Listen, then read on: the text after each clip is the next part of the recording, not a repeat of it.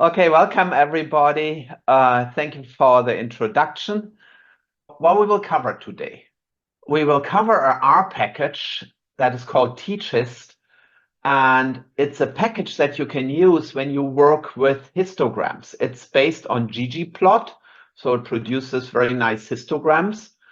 The innovation in that package is that it has the second horizontal axis that displays the z-score. That is really helpful for your students, and I will show that later on with a few examples. In TeachHist, you can display data. You can work with artificially generated data, where you just say give the mean and the standard deviation. You can work with confidence intervals and hypothesis tests, and I will try, if time allows, to give you an example for each of that. The TeachHist presentation will go through the presentation, and the other topics I will show, like Quarto, I will show them in between. I show you the Quarto slides, and I will also show you in the middle how I develop them. So Quarto is an RStudio tool that supports RStudio and Python coding. That is important because if you use something like PowerPoint and you either enter your code into your PowerPoint slides manually, at least if it was me, there would be a lot of typos. If you copy and paste it every time from your RStudio, then it's a real pain. Quarto will execute the code automatically, and if you have an error, it throws an error, so there's no way you can have a typo in your code. It's entirely browser-based.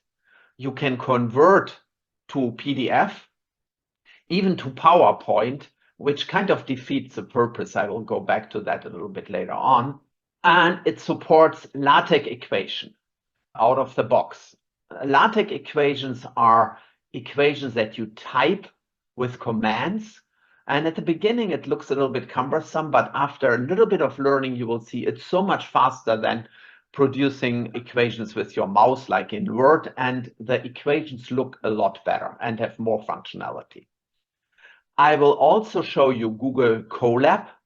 Google Colab is a web page from Google that spins up a computer for you. And in that computer, you and your users, your students, can run interactively R and Python. That's perfect if you want to demo something and if you need to be flexible. No software requirement on both sides, just an internet browser.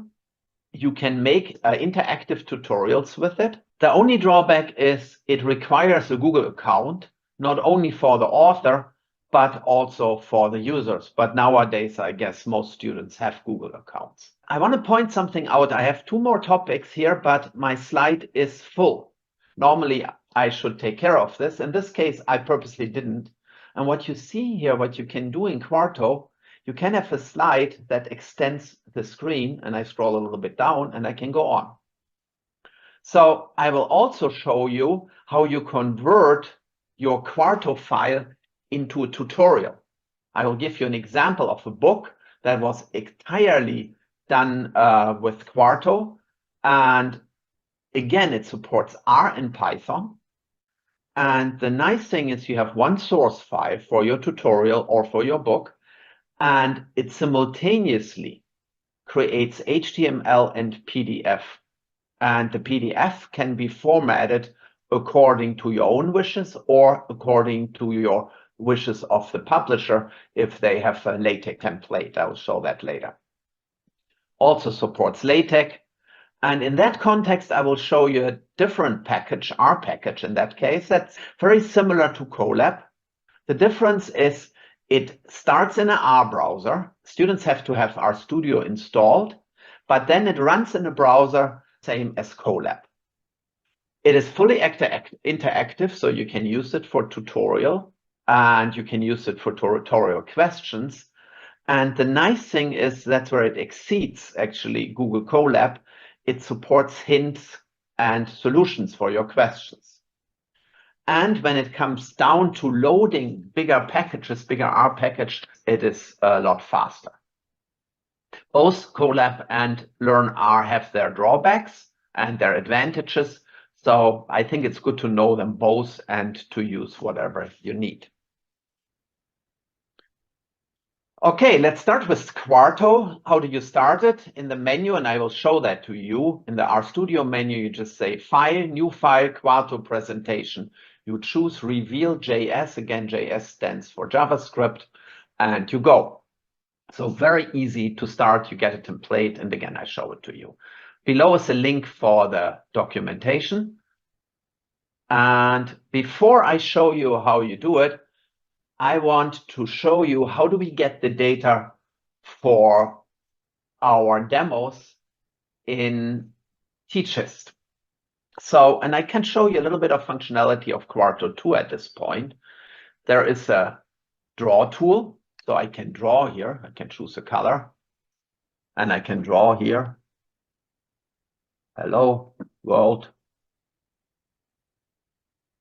See, it's very smooth. I can delete it. In comparison, PowerPoint supports that since a long time. But here it is really easy to get up because you have these little things here. You can switch it on and off. What is also useful, if I click my right mouse button, that becomes a really big pointer and I can use it to explain the code here, for example.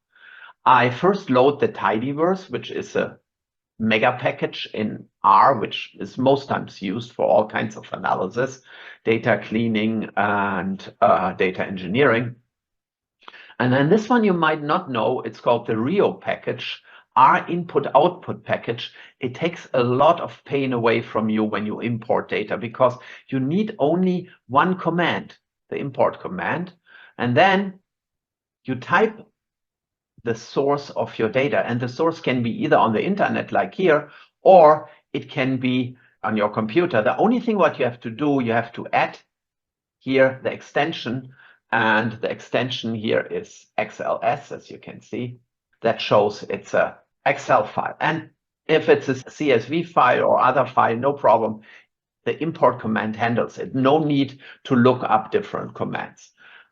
This is a very interesting data set here. It's from the US Army, and I will try to pronounce it correctly, anthropometric survey.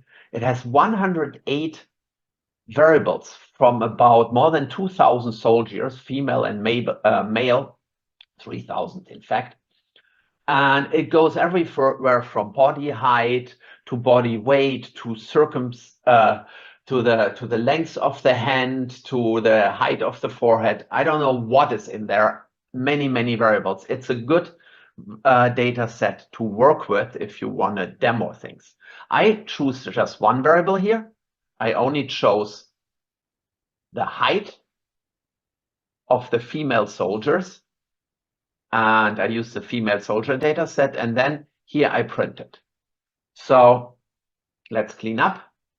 And let's see if I print it, what happens. If I execute this code, you get the first 6 records here from the first 6 female soldiers. At this point, I will interrupt and show you how the Quarto code is done behind it. I go to RStudio here, and it has 2 types of browsers. One is the ASCII browser, and one is a visual browser. It starts with a header that handles some general configuration here. For example, the code is printed, but it is folded. I will show that to you next time if this is true, but here it's false. I don't want that. But I can activate it on every slide. You saw a scrollable slide. By default, I don't want that. I always want that the R code is shown. And you saw that the topics were animated. In general, I put that on false, but I can change it.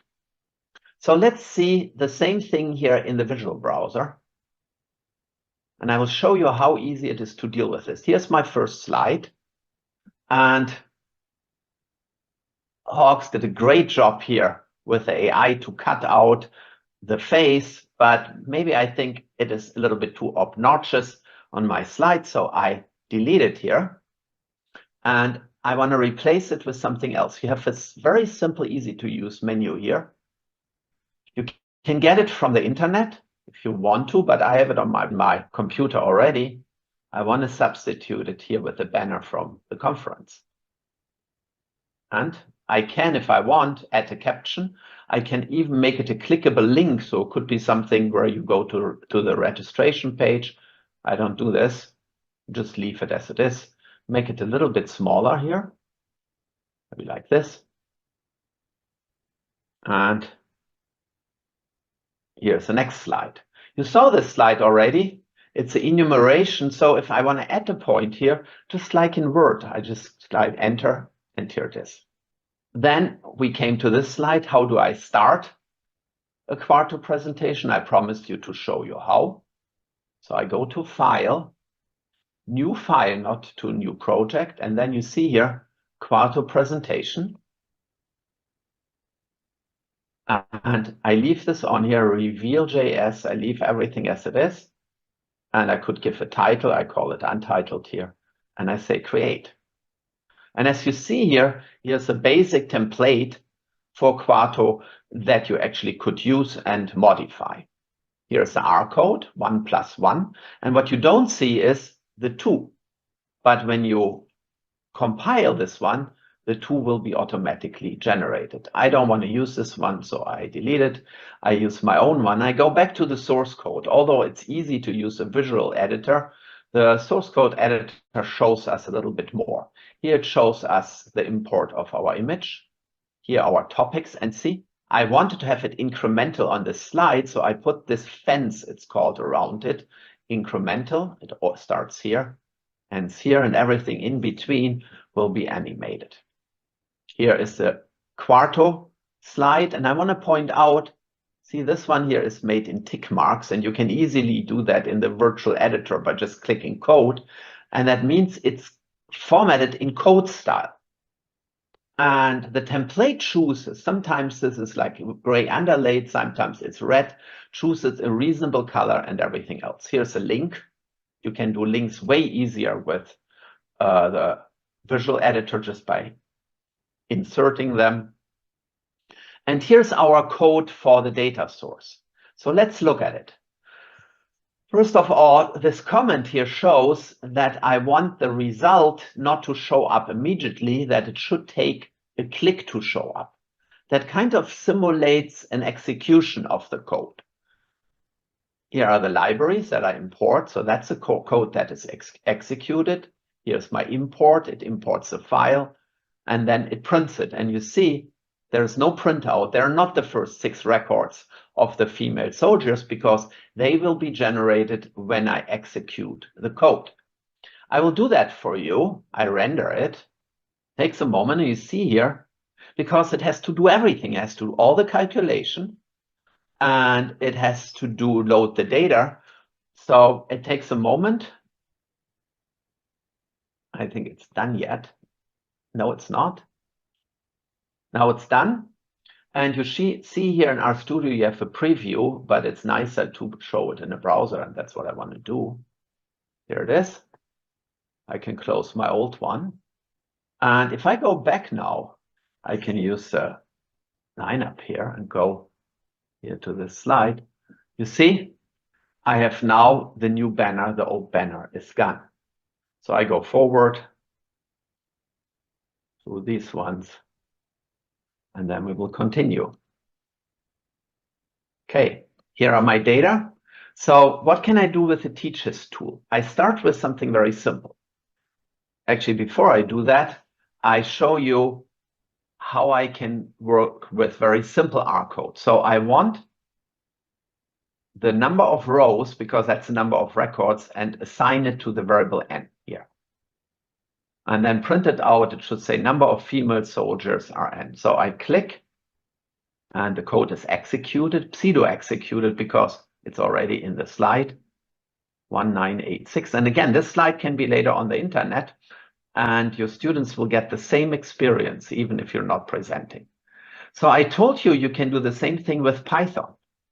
Here is the Python code, and you can do it exclusively with Python. You can work exclusively with Python, but you can also mix Python and R, and that's what I did. I had my data frame here. That's where I have my data. And in Python, I can access this R data frame with the R object here, r.dataframe, and I assign it to a Python variable. It's actually a Python dictionary, data female height py for Python. And now I calculate with a Python command, and you see that's different. I calculate the length of the data, which is the number of records, assign it to n, and I print it out. And here we are, 1,986 female soldiers are in my data set. Here's a Python code, and you might remember it. The only difference is here it says Python, and in my original code, in my R code, it would say R. And then the commands come, obviously Python commands, not R commands, and that is how easily you switch from R to Python. I assume everybody is more familiar with R than with Python, and that's true for myself too. So I will continue using R here. So we have the variable n already, and it is saved. I can use it on different slides. And now I want to calculate the mean of the height. And here's the formula. And what you can see here, oops, I forgot, it's not complete. Let me complete it. So I go back to my RStudio and I find the slide here. Here it is, calculating the mean. And here is the formula. If you want to write a formula, it's that easy. $, that shows a formula, beginning and end. And then you just use regular LaTeX code. And you want a bar over the x stays in curly bracket, equals the summation sign is printed, the capital sigma, with a lower index of I equals 1, with an upper index of n, and that's what you saw. And what was missing was x with a lower index of I, and you can see it automatically. I just re-render my code, and it will show up. This is a very simple formula. You can use LaTeX for very complex formula, and you never have to take care of how big the variables are in your numerator or in your denominator, or how big they are indices. LaTeX takes care of it. Okay, here we are. So I can start this again. I go back to my slides. And I calculate my n. We did that already. This was Python. And here's my formula. So now I calculated the mean. I executed and try to remember it. The mean height of the female soldiers is 64.6 inches. We will need that later. The standard deviation, here's a formula. You see it's a little bit more complex formula, and it's almost as easy to write. And the standard deviation is 2.8, so about 3. 64.6 mean, about 3 is the standard deviation. So now we go to TeachHist here. I import the library TeachHist in R, and I want a count diagram. I say where the data are, data female height. And in this case, I told you there's an extra axis, a z-axis with the standard deviation. In this case, I don't want it. I want just a regular count diagram. And here it is. And what you can see already is that the mean is exactly in the middle. That's for educational purposes extremely important. And if you use a regular histogram, it's a lot of work to get your mean into the middle. And what you also can see that the bin width here is exactly 1 standard deviation. That will help us later on. You can change it to a half of a standard deviation or to 2 standard deviations, but it is always, the bin width is always expressed in terms of standard deviations. Now, you can easily show your student that this is not very informative because, yeah, is 802 a lot or not? You would always want to see it in relation to the total soldiers you have. So you want to see the proportion. And this is what gets you to the relative frequency diagram. And I click here and oops, again, it's not complete.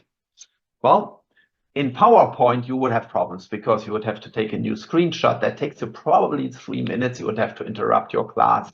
Here, it's very easy. I go back to my simulation. I find the right slide. I think it's this one here. Displaying data. No, that was the count diagram, but that's good. I have it because I can copy the code from here. And I go here, and I could do that in the visual editor too.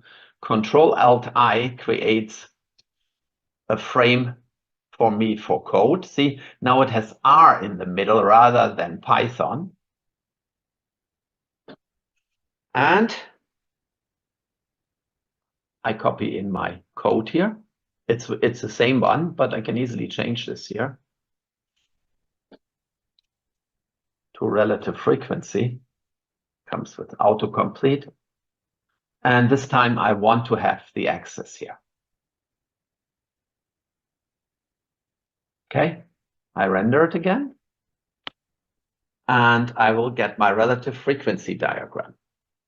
Takes a moment. And of course, you would have to load it up to the internet. But if you demo it in class, you can just use it like I do and load it up later. Go to the right slide.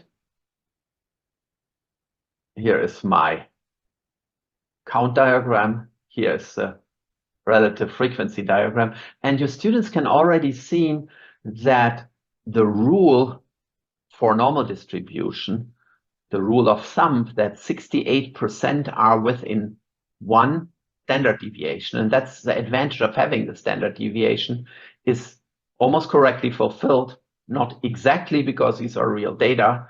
And you can do the same with 2 standard deviations. You can show them one where you have only half a standard deviation. And there is no rule of thumb for 1.5 standard deviation. So you would say, how do we know that this is 60.5? And how do we know the percentages that are in here? And this is what would you get easily to the Z table. So you can introduce the Z table as something you need rather than introducing it by itself, where students would say, why do I need this table? You can already play with it and ask question, how many women are smaller than 68.8 and so on and so on. Now I want to go to the density diagram, but I'm not doing that in R. I want to do that in Google Colab. So I go to my Google Colab account. I have that prepared already. And you see Google Colab is very powerful. I can easily add a diagram. It's as easy as it was in RStudio. And I have the code here. And I have to install my packages. And now we need a little luck because package installation can take up to a minute. Then the next thing is I have to, like in R, library, Rio, library, tidyverse, just the same text.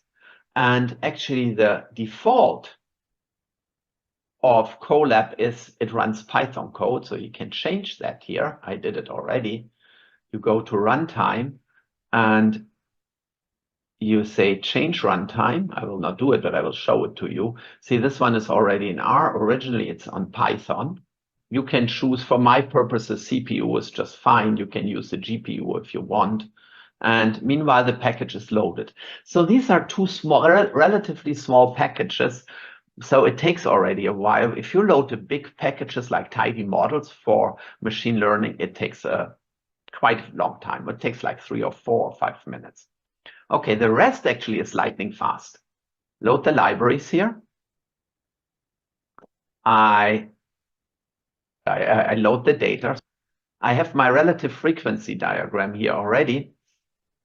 I can write formulas. So for example, how can I transform my relative frequency into density, which also is good to show why the relative frequency out of a sudden is the area and not the height of the bar anymore. And I want to show it to you if I double click here. Here is again the same code that we use in RStudio. It's LaTeX code, and that's how you can generate formulas. Here's a preview. So now I've an assignment for the students. I tell them, execute the thing here, the code, and they will get a density plot. What is the height of a woman who is 2 standard deviations taller than the mean? Okay. What is the percentage of women smaller than that height? Students can answer that questions. And what they can do, if they have a Google account, they cannot save this because it's yours, but they can save it in their own Google account. So they could edit this here and give the right answers. For example, the first one is 70.2. And then they can save it in their own account and share it with the instructor. It's a little bit clumsy, but I think if they give you a paper version, that would be very similar. Actually, it's a little bit easier for you to grade if you just have it in your email. So that is what you can do with Google Colab. I'm going back to my slides here. Here is the solution, and I'm showing the solution not because I doubt that you know the solution, you of course do, but I want to show you, you can easily put a vertical line in here that helps with teaching a lot if you want to point out a certain value. Okay, now I want to show you how powerful Quarto is and that you can do an entire script with it, or book in that case. I recently finalized the machine learning book, and I show you this project. It's a previous version of Quarto. It was not called Quarto, it was called RMD. I see my files here. What you can do here is you write for each chapter, you write your files. Here they are. I have one about R, how to work with R, and that's actually the one I want to show you. You push a button. In that case, it takes 5 to 7 minutes because the code of the whole book is executed, and it creates a PDF file and an HTML file.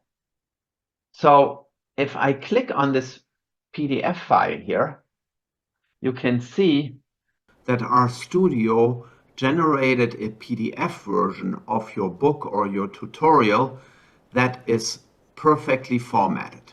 In this case, it's formatted to the guidelines of my publisher, but you can change the formatting in any way to your liking. In addition, RStudio generated an HTML version. I can open this here if I click on index.html, open it in a web browser. And this is what you could put on an internet server, and your students can go from chapter to chapter and read your book or your tutorial online. I can show you how LearnR works. LearnR is an R package that allows you to create exercises that are interactive and that can be executed in RStudio. I did that for my book for each of the chapters, and I just want to show you 2 applications. So I go to exercises and I put the related content already on the internet, so it's downloadable. And I click on the link, download starts. And downloaded is an RMD file here that I can open in RStudio. And your students would do exactly the same thing. And they just have to generate an HTML version of it. Run document, and an HTML version of your questions is generated. You can see it here in RStudio, but it looks better in a browser. So we go here to a browser. Let's take an exercise here. Let me scroll down to question 6 to demonstrate you how it works. Students are asked to calculate the area of a rectangle based on its length and width, and you can see the code is not complete. Students have to substitute the 3 dots. If I execute the code as it is, I get an error message. Students will likely easily be able to do this exercise, but maybe some are not. Then the question provides a hint. First, assign a value to length and width, and remember that the area of a rectangle is the product of length and width. This should be enough for the students to do the exercise. If they still get stuck, they can actually go to the solution. Be the solution to the clipboard. Be the solution into the question. Execute the code. The area of the rectangle is 12. Before I show you how this question is coded in LearnR, I want to show you a little bit more sophisticated example. For this demo, I again go back to the interactive version of the book, go to chapter 9, Neural Networks, and I click on the interactive section. And like before, I download the LearnR file, which is an RMD file, and I open this file in RMD. Students would do that. And I use the run document to transform it into an HTML file. Open this file here in a browser because it looks better. And students are supposed to generate a neural network here with the help of PyTorch, which is a library originally developed by Facebook. There is an introduction that explains the general steps, and these steps are already executed in the background. And then is the actual tuning process. But in contrast to the last one, the code here is complete with standard settings, and later on students can change these settings to what they believe might be better for tuning. So I run the code, and it takes about a minute or so. We will skip this time here, and then you will get the result. Here's a result, the arrows, a graph showing estimation errors for different settings. And now the students could go and change the parameters here, and to run the code again, they can play with the model. The reason that I showed this to you is to demonstrate that LearnR can even work with very sophisticated and computational challenging R code. So what I will do now, I will show you the code for the first exercise. I already opened the related file and scrolled down to exercise number 6. Here you can see the text that is above the exercise, and here is the actual exercise chunk. What you have to do is you have to name it here. Evaluation is set to false because we don't want this code automatically to be executed, because otherwise it throws an error. And exercise equals true to show it's an exercise. This is actually what students will see in the exercises. The hint is very similar. It has the same name as the actual exercise, but /hint is added to that name. Exercise is false this time, and evaluation is false, and include is also false because we don't want this text to be printed. And then the solution follows the same principle. We have the code chunk name here, but this time we added the word solution to it. Exercise is false, evaluate is false, and include is false. It should not be evaluated automatically, and nobody should see it except when they click on the hint. Here is the correct code that students can copy and paste. And this is how easily you can create an exercise with LearnR. I hope this video helped you to get some good ideas for your teaching, and I'm looking forward to see you in the next video. Until then, happy analytics.